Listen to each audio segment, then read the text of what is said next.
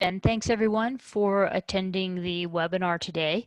I hope that it's helpful to you and to the clients that you're serving. So let's get started. We're going to be covering starting at the beginning, and this is a different style case webinar than I usually do, in that although I often include case studies, this webinar is entirely a case study. And I hope that through this case study we can really illustrate the importance with a very young child of positioning, access, and various assistive technology applications.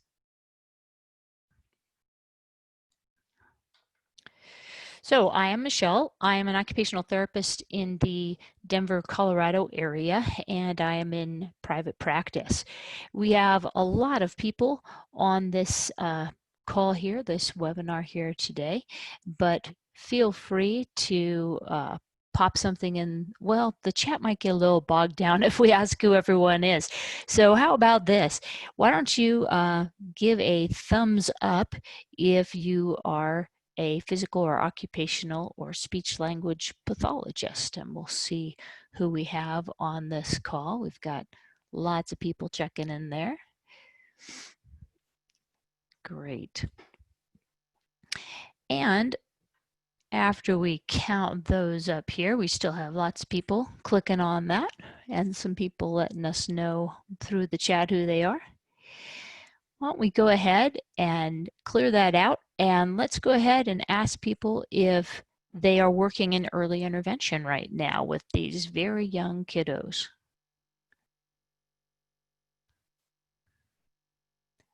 And we have a lot of people working in EI as well. Great. So think about specific goals you have for this webinar. Sometimes with a small group, I go ahead and ask people specifically what those goals are so that we can make sure we address them.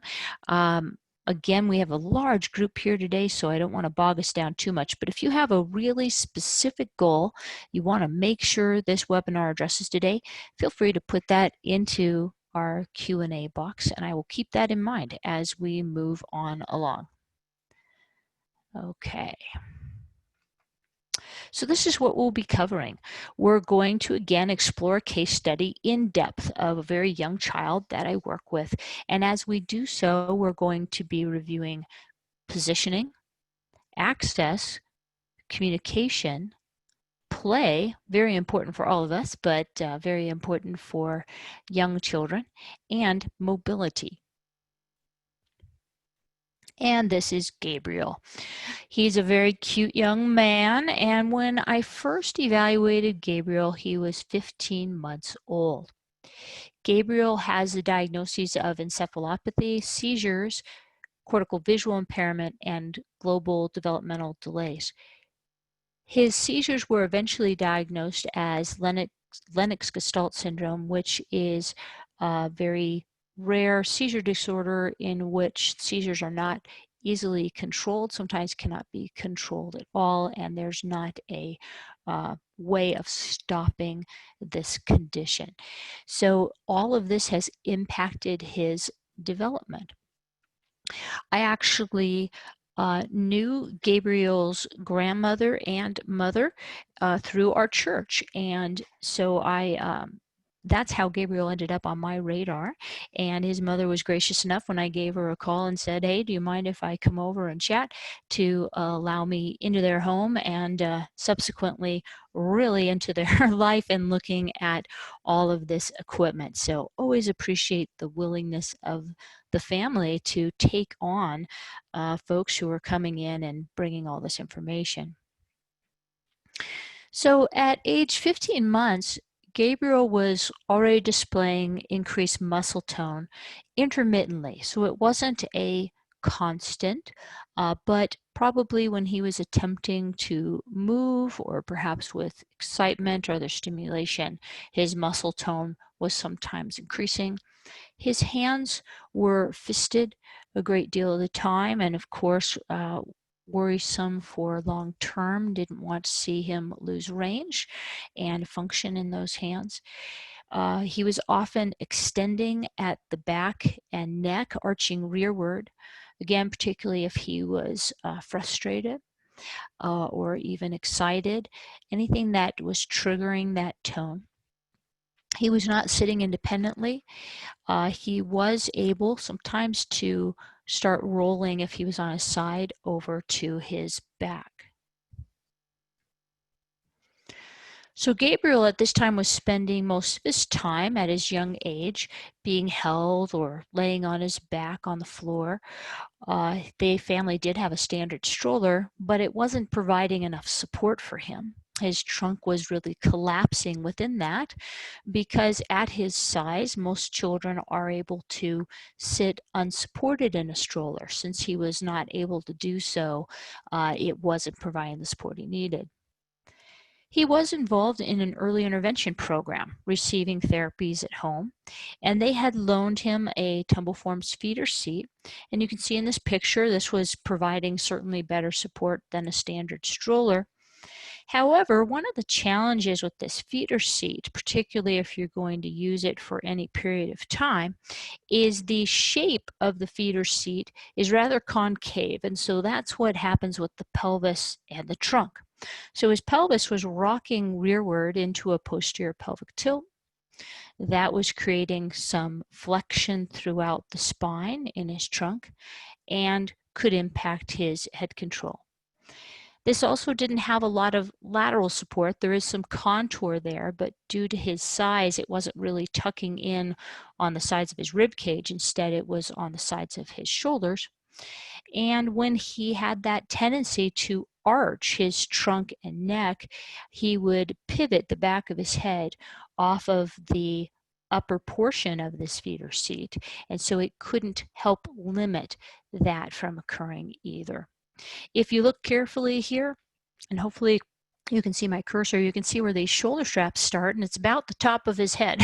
So the top of the feeder seat is giving him some head support here. However, the shoulder straps really weren't very helpful because they were so high in relation to his trunk. So we needed to do something else. So when I first saw Gabriel, we had a discussion about an adaptive stroller that would provide adequate postural support for him, but also meet his other needs at such a young age. Again, he was only 15 months. That's pretty young to consider standard seating within a manual wheelchair. Stroller is much more age appropriate, and these adaptive strollers have other features that made this desirable for his situation. For one, in addition to adequate postural support, many of these strollers include a high-low base. So the seat of the stroller could be removed and placed on this high-low base in the home, and the stroller base could be used outside. Now that was very helpful because the family at the time lived in a second-story apartment. So they tended to leave the stroller base in the garage for use if they were going somewhere in their vehicle or taking a walk in the neighborhood. And then they carried the seat, which wasn't real light, up those stairs, carried Gabriel upstairs, placed it on the high-low base. The other nice thing about those high-low bases is they go high and they go low. So when this was in a high position, that was an easier position oftentimes for caregivers. It allowed Gabriel to be at a higher level visually. Might have been easier for tasks like feeding. When it was in the low position, that was a more age-appropriate height for working on things closer to a floor height, or at least on a low table. We also talked about a bath chair. Although only 15 months old, it was really challenging to give a bath to Gabriel. He often arched during this exciting and sometimes perhaps stressful situation. It was hard for the family to adequately hold him and bathe him at the same time. A bath chair was going to make that much easier. I also referred him to a physiatrist or rehab physician at our children's hospital in Denver. A rehab doctor can be very, very helpful in these situations because they're familiar with all the variety of needs that children who have delays in multiple areas might need, and sometimes can help coordinate that care, whether it's vision, GI issues, orthopedic, uh, all of these muscle tone, all of that comes underneath that rehab heading. And so it was really time for Gabriel to meet with those folks. I also recommended further evaluation because once we addressed positioning and addressed his support needs in bathing, we also wanted to look at how do we help develop access for this young man so that he could begin to play and he could begin to communicate with those around him. Very, very important. We also discussed briefly how eventually Gabriel would benefit from a stander. He wasn't standing on his own. Of course, he was only 15 months, but due to his condition, we wanted to make sure he got some weight bearing in there, partly to protect his hips. And here is Gabriel with his dad, and this is in his adapted seating system for that stroller. This is on the high-low base in this picture. So as you look at Gabriel here, you can see that he has appropriate support behind his back on the seated area. He has some supports that you can't quite see under his arm here, but he has some lateral supports to keep his trunk aligned. Shoulder straps are at the right height, a separate head support, a tray for various activities, and he has support underneath his feet here. Now, this support at the time was a little low, so you can see there's a book under one foot. We were playing around with that until we were able to properly shorten that length. We couldn't readily shorten it this particular day. He was at the minimum height there, but we were able to correct that later on. Melody has asked, what model is this high-low base seating? This is the Voyage system from Sunrise Medical, and it includes the options of the seating system itself, the stroller base, and the high-low base. They have two different types of seating. This is their advanced seating system that has more positioning options and, of course, had to be customized to his needs. So again, the stroller base was primarily used outside. The high-low base that you see here was used inside. And the bath chair was, according to Mom, a life-changing bath experience. So now Gabriel could relax within the bath chair, and using various optional straps on here, the family could ensure that he was safe while they're doing all those nice bathing activities. This bath chair also has some height adjustments, so you can get a child further down into the water, raise them up a little bit higher, depending on what works for that individual.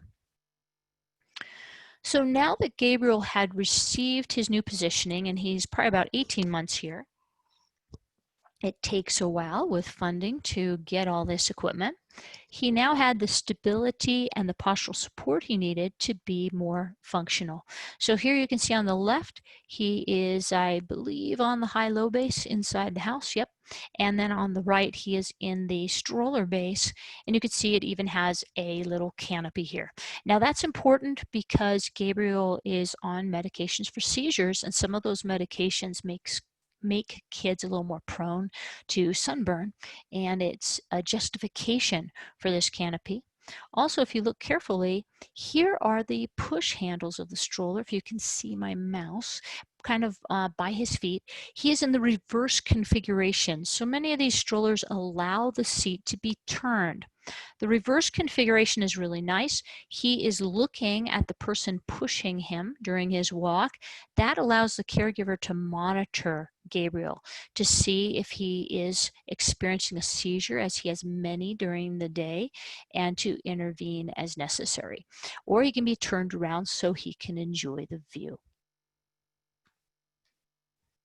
So I returned to the home. Once we had the stroller, I wanted to make sure the stroller was fitting him and meeting his needs. I'm very picky, which can be a good and a bad thing. So I wanted to make sure that everything was meeting his needs just right, made some adjustments. And then we went ahead and took a look at access. So at this point, I pulled out a AbleNet Jelly Bean switch, and we were playing around with some different possible locations for this. And we found that he could pretty readily activate this by his left hand when we placed the switch on that tray of his adapted stroller. We then connected the switch to a tablet with a switch app, and he started pressing the switch to make fun, engaging things happen on the screen.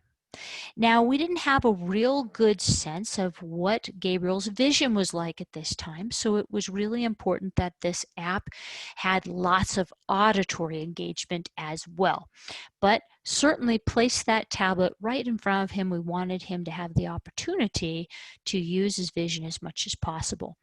The Switch app was, again, had auditory feedback, but also pretty clean graphics, not a tremendous amount of information on the screen, nice discrete colors so that it was a little easier visually for him.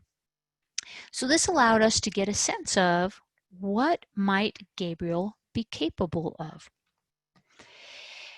Determining access as young as possible is really, really important. And I find that sometimes this doesn't happen until a much, much later age. But finding a switch site at this tender age of 18 months was really, really important because it provided for him an opportunity to play. Play is an 18-month-old's occupation. Very, very important. We know that play has so many developmental benefits besides just being fun. It allowed him an opportunity to participate with his family and with other children. It allowed him an opportunity to develop independence, choice making, and this is really important, seeing himself as a capable person. So instead of seeing himself as, I guess I'll just lay here on the floor until someone comes and moves me, until someone comes and interacts with me, now he can start seeing himself as that independent, active, capable person. And as you'll see towards the end of this, he does just that. It was also an opportunity for others to see what Gabriel was capable of. When we're working with a child who really has no ability to impact their world or very limited ability, it's very easy for the world to underestimate this person, right? We needed others to see what Gabriel could do. It also gave us the ability to start through these switch apps to develop some scanning skills because I knew that for future communication, there was a very good chance that Gabriel would need to use scanning, probably auditory scanning because of his visual issues, to scan through choices of what he could tell others. It gave us the ability to start using a communication app and eventually communication device, and the potential to even use a mobility device. Now that's a lot in one visit, but we needed to start somewhere, and that was let's find a switch site. So it all started with a switch and, well, good positioning as well. All right, we have another question. Sorry, I am new to assistive technology. That's okay. We're all on a different spot of that journey. So welcome to the club. It is a fun area to work in. She has asked, can you just plug the jelly switch to the iPad or do you need an adapter? You do need an adapter. There's a number of ones on the market that will allow a switch to work with that tablet. In Gabriel's case, he has an iPad and we use an adapter called the Tapio. So here are some common questions at this point when we're looking at access with a very young child. First, how did we know where to put the switch? Well, Gabriel was actually able to use several areas of his body to activate a switch. He could activate a switch by the left side of his head. He could activate a switch with either hand and sometimes still does, but he seemed to prefer using his hand and he had good control despite the fact that his hands were fisted. Even though Gabriel's ability to communicate with us at this point was still quite limited, very, very important to involve the client in this decision as well. Of course, I was looking at how readily he could use a switch site, but I thought, hey, he likes using his hand. He's doing a good job. Let's start here and see how he does. What about determining what type of switch to use? Well, the Jelly Bean is really bright. It has several color options. And so knowing that he had cortical visual impairment, knowing that certain colors often are easier to see for people with CVI, it was nice to have the option of changing those colors out. When he activated the switch, there's a pretty nice crisp click, and he really needs that auditory feedback to let him know, yep, I activated that switch. It activates pretty readily, but also allowed him to rest his hand kind of on the edge of it and then press down when he wanted to activate rather than having to use his whole arm. And that motor pattern worked well for him. It was also a good size for placement at the hand.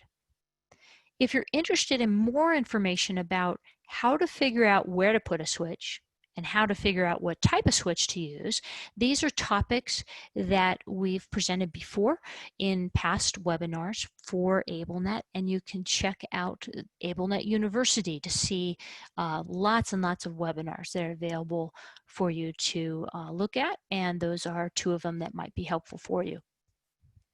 And then finally, did we think about other access methods? Well, at the time, Gabriel did not have adequate motor control or vision to reach out and directly touch various locations on a tablet or communication device. And so we knew we needed to look at scanning.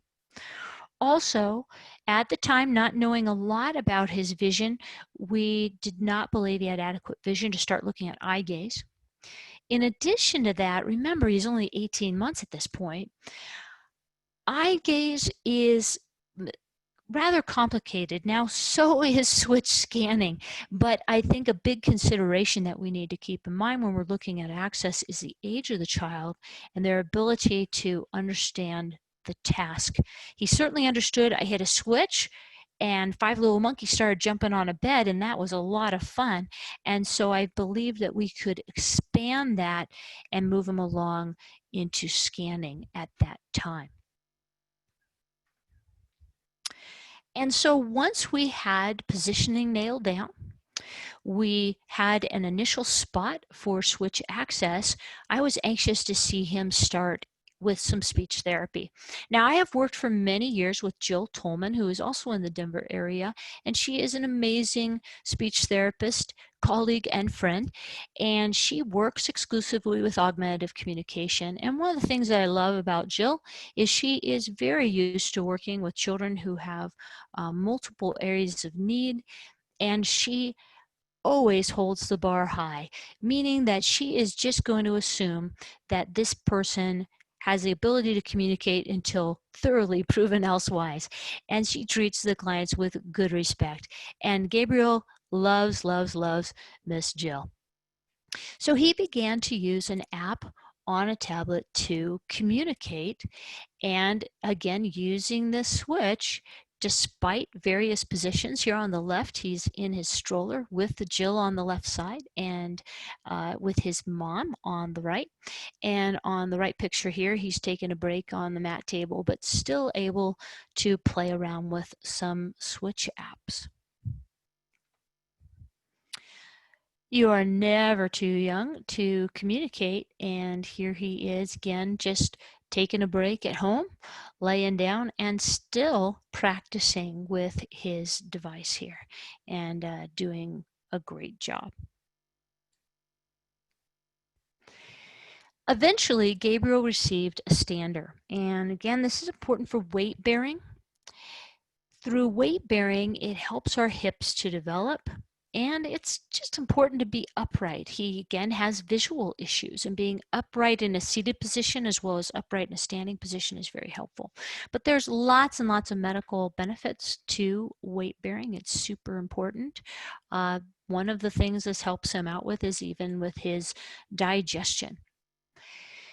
Gabriel's parents are really creative, and they had larger wheels placed onto the stander and a push handle added so that they could take this outside. Now, a lot of kids, when they're in their stander, hang out there for a while, often about a half hour, and maybe watch some TV or listen to a story. But this allows him to be well distracted while the family takes a nice walk outside, gives him lots and lots of weight bearing time. All right, we have a couple questions here. Jacqueline has asked, for switch access, any tips to teach release of a switch? Yes. For time's sake, what I am going to suggest is, again, AbleNet University has so many great webinars, and one series of webinars that I did a while ago has to do with switch training specific switch skills. It's a series of 3 of them, I believe, and maybe if Deb has a chance, she can post a link to those, or the titles. But in one of those, we do talk about how to encourage release. Now, Gabriel picked up on release pretty readily. Some children have more difficulty with that. Another question, was there only one switch access location, or did you have to find multiple sites? So as I mentioned, Gabriel had several potential switch sites. We chose one site to begin his access journey here. And then for future technology, and we'll talk about that in a little bit, we do need to find some other switch sites. So we will get to that in just a little bit. Now, besides the seating within his adaptive stroller, we also explored some alternative seating.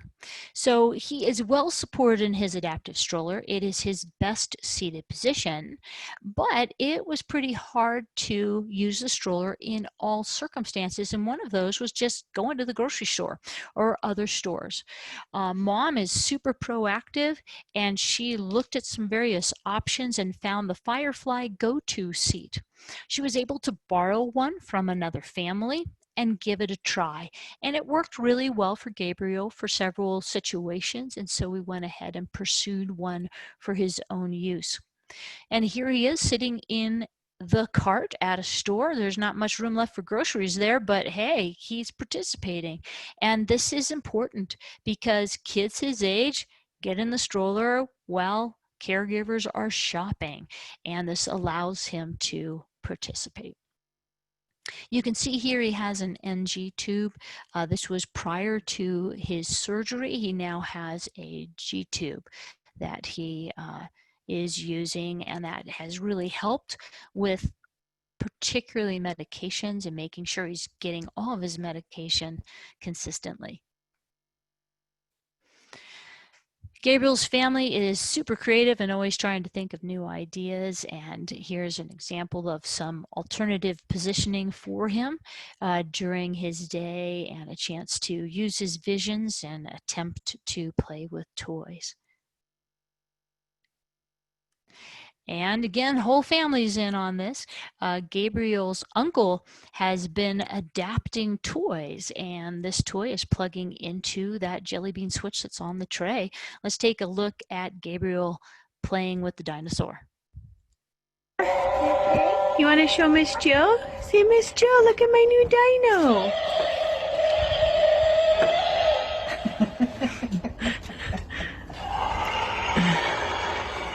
Yeah.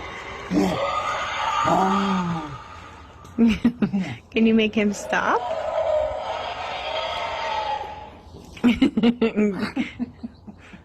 you go. There's your button. There you go.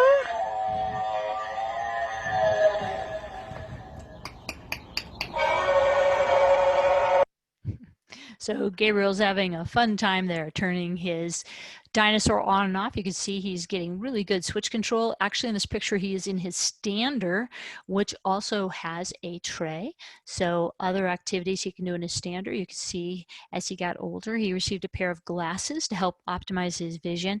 And he has his first pair of thinner abduction splints on, just trying to keep the thumbs out of his fists a little bit during the day. Gabriel's mom keeps coming up with amazing ideas, and she found this at Home Depot. I guess it's kind of a reindeer. It was around Christmas time with rainbow legs, and she literally put this right over Gabriel when he was resting, and he had a lot of fun looking at all these cool lights. We also talked about the possibility of using a power link, which is available from ABDA. We could plug this rainbow-legged reindeer right into the power link, and then he would be able to use a switch to turn this on and off himself, either directly or using latched or time modes. So just to allow him to enjoy the light show, but also have some control over it. So Gabriel has lots and lots of activities he can participate in during the day. So getting back to positioning, as Gabriel kept getting a little older, again, he's well positioned in his adaptive stroller. He has grown, and so we've needed to grow this a little bit over time. He has some alternative positioning options, including a stander and the go-to seat. But out of his 24 hours a day, he spends a great deal of that time in bed, whether it's nap time or whether it's sleeping at night. Sleep positioning is really critical to maintain postural alignment, to prevent loss of range, and to limit the development of orthopedic issues. Particularly, we want to watch the integrity of the hips and spinal alignment. So again, Gabriel here is maybe, I don't know now, 20 months or so in this picture. Out of his 24 hours a day, he might only spend several hours a day in this stroller. It depends on the day, but he's quite young. He's in a variety of positions. It is dependent upon us to look at 24/7 what positions the clients we are working with are in. Because if I work really hard to make sure he's as aligned as possible in his stroller, but he spends maybe 20 hours a day out of alignment, I'm going to lose that battle. We're going to see changes in the hips, changes in the spine, and loss of range. Don't want that to happen. So I need to look at all of his positioning: bathing, stander, floor time, alternative seats, his primary seating system, and sleep positioning. So at this point, 27 months, we went ahead and did a sleep positioning evaluation. So this is Gabriel in our clinic, and we have placed him on a bit of a wedge because he sleeps at an incline right now, because otherwise he's more prone to choking during the night. And at first, I just wanted to get a sense of what's his typical sleep position. Well, at first glance, it doesn't look that bad. But if we look a little closer, his trunk is in some lateral flexion and rotation. His pelvis is also rotated and oblique, meaning one side is higher than the other. And he has flexion and hip abduction on his left side. His head is often turned to one side, often to the right, at least the day we evaluated him. Easy to look at this and think to yourself, well, gosh, I have a son or daughter, and they're all over the place in bed. They're never sleeping aligned, right? Well, this position wouldn't be so concerning if we felt that Gabriel was moving in and out of positions during the night, but he's not. Most of the children we work with, once they're placed in bed, remain pretty much in the position they're placed in throughout the night. And this becomes a problem if Gabriel is spending long hours with his spine in some degree of curvature, because that's where curvature can develop later on. We want to hold that spine during those nice long hours as straight as possible. Same with the pelvis, same with the hips. Want to protect those hips. He's not weight bearing except for his use of the stander, which is great. And so his hips are at higher risk of developing some dysplasia. So this is some stuff we tried just during the evaluation. We decided that we needed to bring in some support at the lateral trunk and pelvis to align the pelvis and the spine on either side of his head. And then we pulled out a specialized support to help align his legs and placed a small towel underneath his heels, because we don't want those heels laying right on the mattress. And you can see he's much more aligned here. So wait a minute, you're probably thinking, well, that looks easy to do, but what are the details? How did we do this? Well, some of this is really not too difficult, especially with very young children that are still very flexible and easy to align. So in Gabriel's case, we simply took some bath towels that were rolled up and wrapped in some Coban wrap. That helps them to not only stay rolled, but prevents them from moving around. Now, Gabriel is laying on a bottom sheet and a top sheet, and these towels are placed between the two sheets to help them stay in position. So once he's laid down in bed, Mom or Dad kind of tucks these in, giving them a little twist against his body to stay in position and keep his spine and pelvis aligned. Underneath that pillow are 2 bags of rice. Bags of rice don't move very easily, and that helps promote a little more midline position. Is he still turning his head here? Yes, but it helped promote a more midline position without really tying him down. We then used a little hand towel rolled under those lower legs just above the heels. And this component here is from Comfort Company, and it's called the Comfort Foot Double with Leg Separator. That's a big mouthful. It's really designed to be used on a wheelchair, but it works really well to keep the legs aligned with the hips. And I actually need to check with the family to see if this has arrived yet. I'm not sure if it has. Last I know, it is in process. And in the meantime, waiting for that component, Mom was trying some different things at home. Some of the things she tried initially actually led to some issues with Gabriel's breathing. Mom was very on top of it and let me know immediately that there were some issues, and we examined that. In this picture here, she has some Z-Flow pillows on either side of his trunk, pelvis, and lower extremities, and they're keeping him fairly aligned. You can see he's sacked out and having a nice nap. The idea of this positioning is not to make sleep more difficult, it's just to encourage alignment during sleep. Now, this is a very quick look at sleep positioning. There's so much more that we could talk about. And that's something that if you're interested in more information on sleep positioning, I can help you out with. Okay, so before we get to communication, let's take just a few quick questions here. One of our participants is asked during speech therapy what was programmed in the device, what was the messages he was practicing, and was he scanning and selecting. So Gabriel started off with some very simple choices, and you'll see a video here very soon that shows some of his choices. They are being increased regularly. His communication has really taken off, so he has a lot of things he can say. And yes, he does scan through and make selections. One of our other participants is asked about sleeping on the side.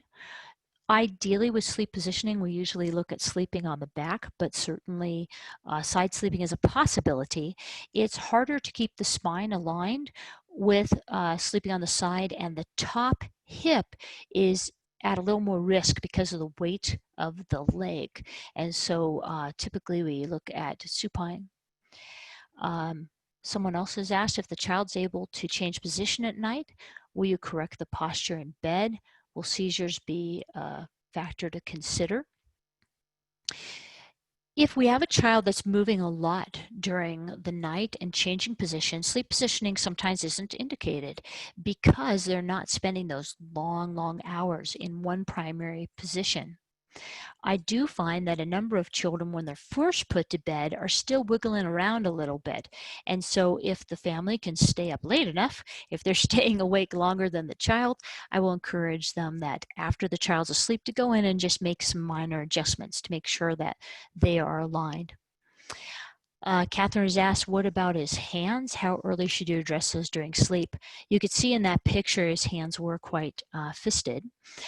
They're relaxed, but still in a fisted position. He just recently received some new splints, and the family's waiting for resting splints to use at night. So good call. That's definitely something we want to address and build up tolerance to.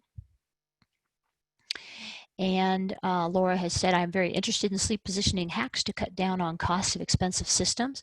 There are some systems out there that are very expensive and can be hard to get funding for. Not 100%, but can be challenging. And again, with these very young children, oftentimes these simple solutions work very well. And then Janet has said, I noticed Gabriel appeared to have a head switch while in the store cart. Was there a voice output device also attached? Let me go back really fast here because I don't recall. Oh, that's way back. Store cart, here we go. He does not have a switch by his head here. What you might be seeing is that NG tube, the tube going over his ear. So I think that's what you're seeing. But no, he does not have the head switch there. But thank you. Okay, so let's get back to communication. So Gabriel continues to do really well with his overall communication. He's using that jelly bean switch mounted on his tray by his hand. Here he happens to be sitting in that go-to seat, just sitting on an office chair. So Jill is holding the switch for him. He uses auditory scanning because, again, we're not quite sure how well he's seeing things, but he is watching the display, which is great. And we certainly want to encourage that. He's showing very clear accuracy and intent, and he's really motivated. So let's go ahead and watch a brief video of him using some of his vocabulary. This is with his grandma. Oh, there you are. Looks like you're ready now, huh? Yeah? Oh. Just need to rest for a little bit, Lola. Hi and bye. You saying hi, Grandma. Mm-hmm. Yeah.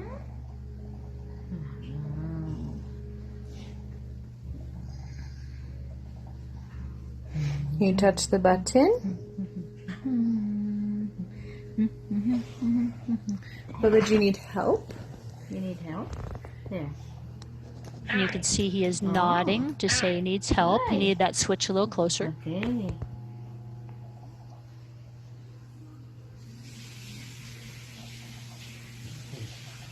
Oh, you're on your feelings page. Oh, what hurts, Bubba? What hurts? Something hurts. Oh, what hurts? Does your teeth hurt? Can you start the page? Tummy. Oh. Tummy? Tummy hurt? Tummy hurts? Tummy.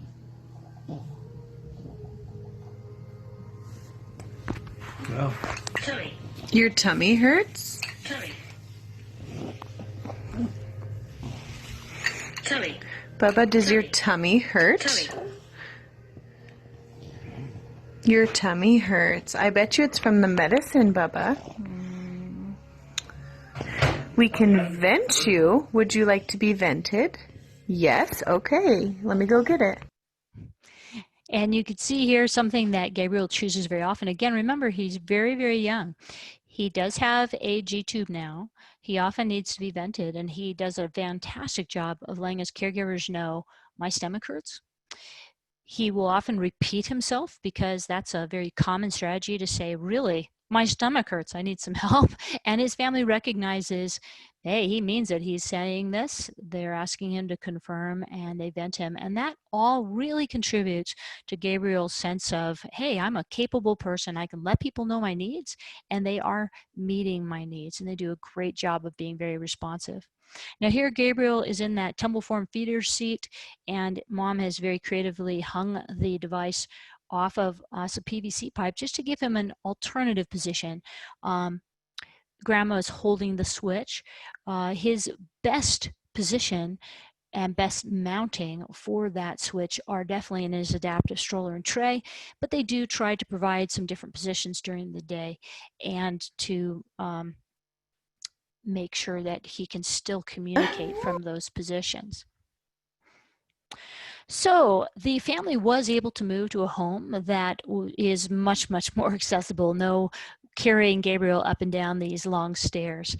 And they're starting to explore an accessible vehicle. And you can see here, Gabriel is actually at our aquarium in that stander. Again, giving him great weight bearing and the opportunity to explore the community. So one area that I work with quite a bit in assistive technology that I really enjoy is mobility, and we wanted to make sure that Gabriel could start getting mobile. Permobile, which makes power wheelchairs, came out recently with a new mobility device that's called the Explorer Mini, and it is designed for very, very young children. It does at this point have limited positioning, and it can only be accessed by a joystick in the position you see here, midline. But I wanted to see how Gabriel would react. Our representative happened to have one in the area. I was able to grab this right before everything kind of closed down with this COVID virus going around. The good news was he really, really loved it. He quickly was able to demonstrate that he understood he was moving, that he was touching that joystick, it was moving, big smiles, really excited. But the not so good news was that this just didn't provide enough postural support. You can see the family has wrapped all sorts of things around him here to try to kind of hold him in there. And the joystick was just a little too difficult for him to use. And here's a video of him giving this a try. Oh. Are you gonna go get Uncle Scott? Get him. Look at you! All right. Look at that hand. I love it. Nice job, Gabriel. You can do it. We'll follow Uncle Scott's voice. Can you come over here, Gabriel? I see you. Push it. And you know, using the joystick takes more control than that switch he's been using. So this is a different type of task. Bless you. And then, Danielle, the other thing I would recommend is trying it at some point. And you know what I'm going to say, with his thumb splits. Oh, yeah. Yeah, good point. I pondered putting them on while we were in here, but it was just like... So you can see he was able to move it several times, but this was rather difficult for him. Oh. Let's move here. But literally on the same day, Gabriel received an adapted ride-on car. It was adapted by some students at a local high school. And his go-to seat happens to fit in this base, and that provides much better support for him because he does really need that postural support. This has this Big Mac switch you can see that's on it by his left hand. There's also another switch to the side, and I don't really remember what that's for. It might even be for a horn. He could use the switch by his left hand. He loves it, and he can move this base a lot more readily, and he's more comfortable. But he can't control the direction of his movement. These adapted cars really only allow forward movement, though the caregivers do have a remote control that came with it, and this is a new portion of these Go Baby Go programs. That's what this was through, new adaptation so that they could control steering for him. And let's take a watch as he is using this. You can see there's lots of adaptation here. PVC, swim boards, the go-to seat in here, some swim noodles with a platform above it to hold the switch, all sorts of stuff to allow him to move this car. Look at you! Yeah, buddy. Where are you going? You know, it's amazing. You watch these kids and, you know, they get the idea. So much more able to drive this car. I encourage lots and lots of practice with this because it's a great way of us moving towards the next step. So Gabriel has definitely shown that he's ready for a power wheelchair evaluation, but some of this has been rather on hold because of our virus situation right now. So what my plan is here, actually very, very soon, is we're going to start with Gabriel in his adaptive stroller. The switch that he has developed so much competence with for communication is going to become his forward switch. And when he pushes that switch, I'm going to push the stroller forward. I will explain to him how this will work. Then we're going to start working on identifying 2 more switch locations for left and right. When I place those switches on a stroller, again, they're not plugged into anything. I'm the motor. I will push the chair in that direction. And when he releases the switch, I'll stop it. The reasoning for doing this is it gives me the opportunity in a very controlled situation to play around with various switch locations, try to develop at least 3 potential switch sites for forward, left, and right. I'm not too worried about reverse right now. And then we'll know what type of driving method might work best for Gabriel. We'll schedule a power mobility evaluation. Our local supplier has a demonstration evaluation chair that we often use. We probably can put his go-to seat in this chair, and then we'll see how he does with an actual power wheelchair before we would actually recommend one. So I'm really excited for these next steps with Gabriel. I see we have a number of questions, and I will be getting to those in just a moment, so keep typing them in and we'll get to those in a moment. Next steps in his seated positioning include continual monitoring of his position to make sure it's still meeting his needs because he is a growing boy. We actually have a taller back for his adaptive stroller in the ordering process now. Eventually, he will require different seating and most likely a manual tilt and space wheelchair. We have some time on that, but it's important to know what our next steps are and what type of seating that we would perhaps consider at that time. I want to continue to monitor his nighttime positioning, making any changes as needed. Right now, waiting for that foot piece as well. Monitoring his standing. This stander had to been grown several times recently because he's grown so much. We might eventually turn that stander around. I believe the stander he has can be used in a prone position as well. I see that someone has asked what stander this is, and you know, I know what stander this is, but for the life of me, I can't remember the name right now, so I apologize. And if I remember it, I will let you know. I believe it's a Lange stander, but I can't remember the specific name of it. It'll come to me. Communication next steps. We're going to continue therapy. Here he's reading a story about snowmen and all the things they can take on and off with Miss Jill, and he's making decisions with his talker about what the snowman's going to take on and off and what he gets to have on and off as well, with goals of continuing to develop his language and vocabulary, develop participation, and long-term preparing him for preschool. Gabriel is also learning to count, and I tell you, for his age, he is doing just an amazing job. This is a brief recording of a recent telepractice session that he had with Jill and his mom. Let's take a look at this. All right, beautiful. Are you ready? Let's come back to the book. We're on 6. I'm going to read it again about the chimpanzees, like the monkeys, and then you blink 6 times, okay? 6 silly chimpanzees laughing for a while. Mommy says I love you and you always make me smile. Yeah. You make your mommy smile. Can you blink 6 times? 1, 2,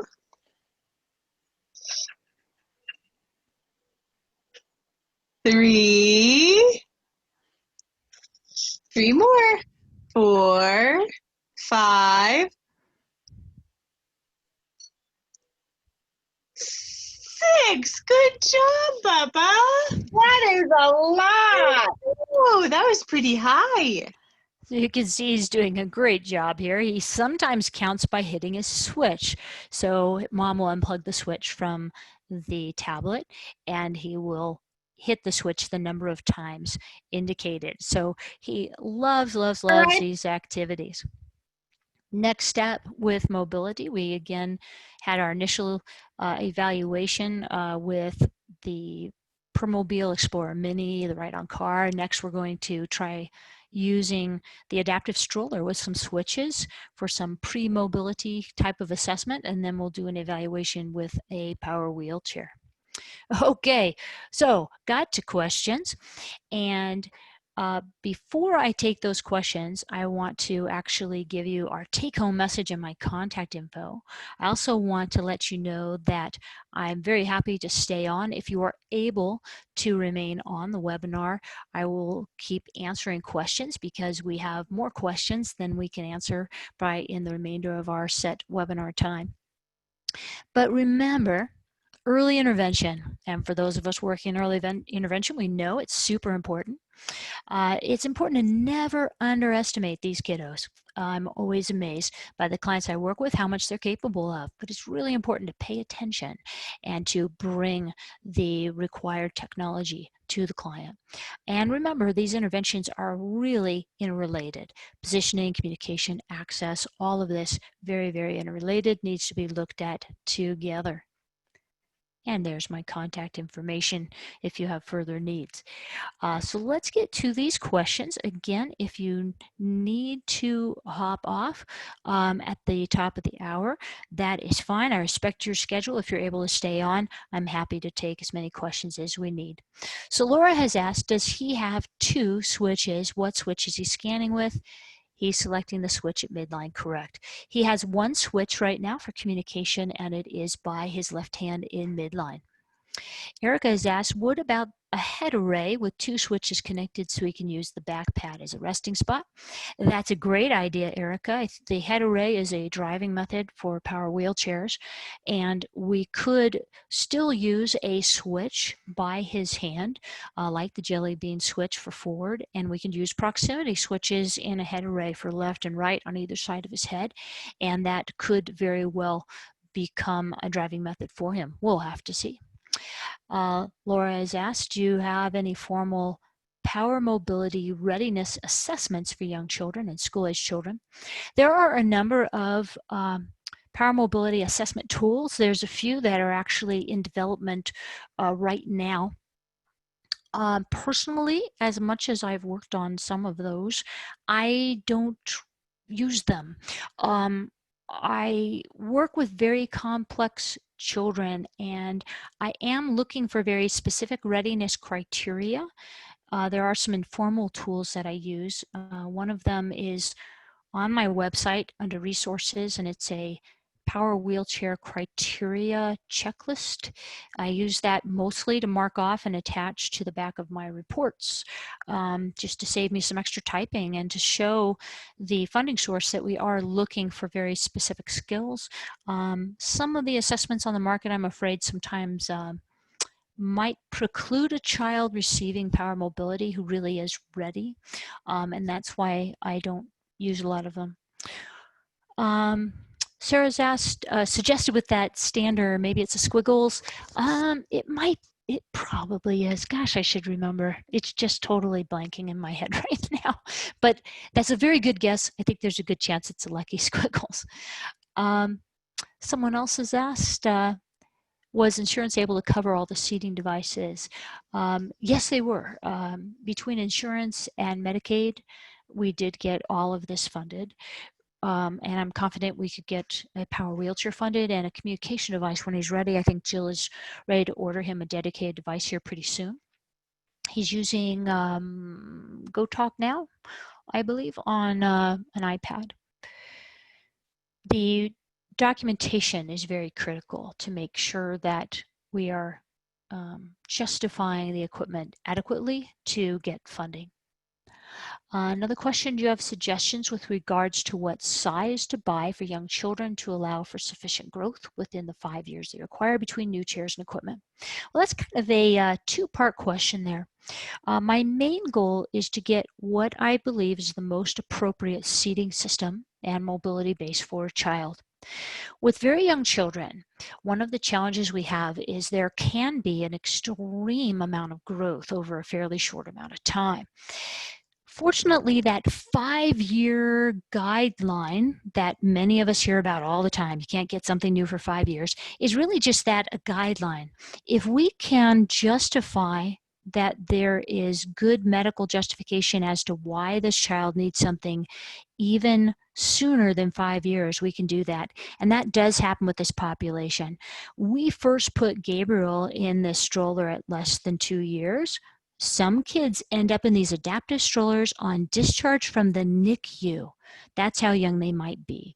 And so because of that, this system, even though it has a lot of growth, the Voyage and a lot of these adaptive strollers do, for many kids, they will outgrow this before 5 years.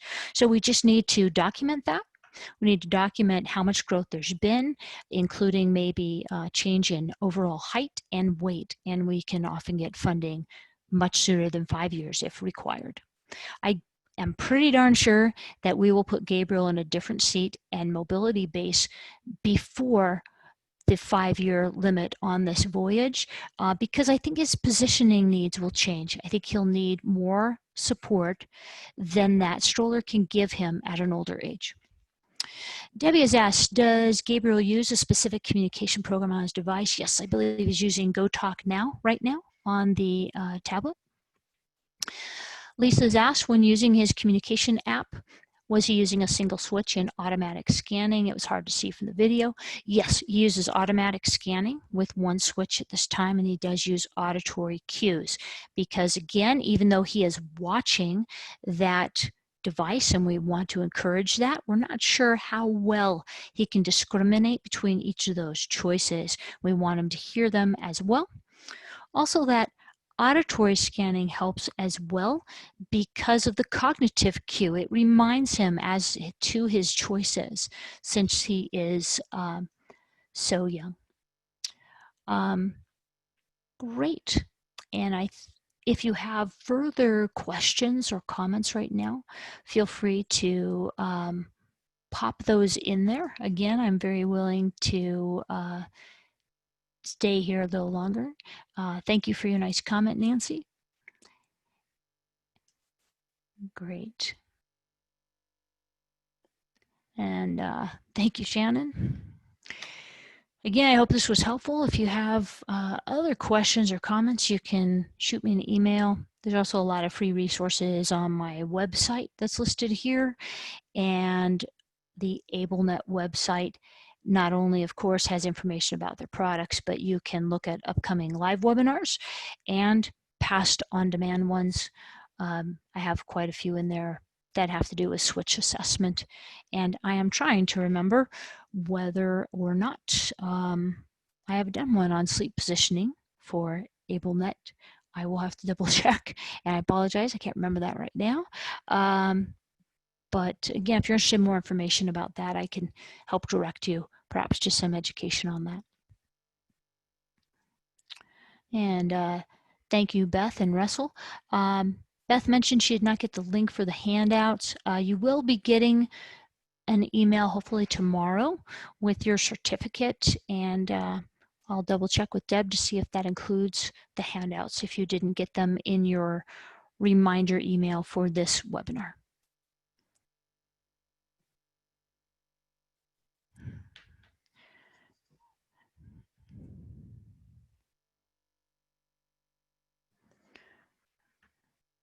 All right, well, I am not seeing any further questions or comments at this time.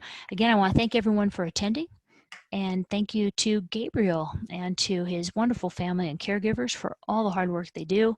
You know, we can do as much as we can as clinicians and educators to try to bring all this technology to a client, but it really takes that family to implement it throughout the day, every day, to make this impact, and it definitely shows with this young man. So thanks everyone, and I hope to see you on a future AbleNet webinar.